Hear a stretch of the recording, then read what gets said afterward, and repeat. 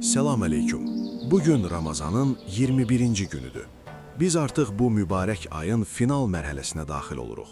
Peyğəmbərimiz sallallahu aleyhi və səlləm buyurub ki, Ramazanın sonu cəhənnəm ateşindən qurtuluşdur.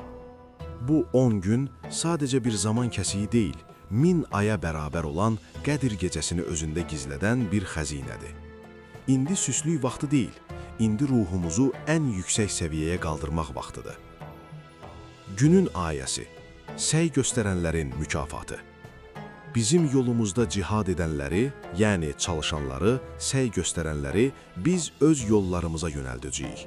Şübhəsiz ki, Allah yaxşı iş görənlərlədir. Açıqlama. Bu ayə bizə bir prinsip öyrədir. Sən addım atsan, Allah sənə yolları açar. Son 10 gün bir mənəvi cihaddır. Yuxuya, yorğunluğa və nəfsə qarşı bir mübarizədir. Kim bu 10 günü Allah rizası üçün ciddiyə alsa, Allah ona hidayət yollarını və o möhtəşəm Qədir gecəsinin bərəkətini açar.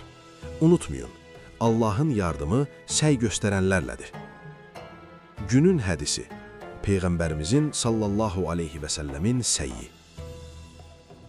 Həzrəti Ayşə radiyallahu anha rəvayət edir ki, Ramazanın son 10 günü daxil olduqda Peyğəmbərimiz sallallahu aleyhi və səlləm gecələrini dirildir, yəni ibadətlə keçirirdi. Ailəsini oyadır və ibadət üçün kəmərini bərk bağlayırdı. Buxari və Müslim. Açıqlama. Kəməri bərk bağlamaq bir məcazdır. Bu, bütün dünyəvi işləri bir kənara qoyub, tamamilə mənəviyyata fokuslanmaq deməkdir. Əgər bəşəriyyətin ən xeyirlisi son 10 günü bu qədər ciddi keçirirdisə, bizim laqeyd qalmağımız düşünülə bilməz.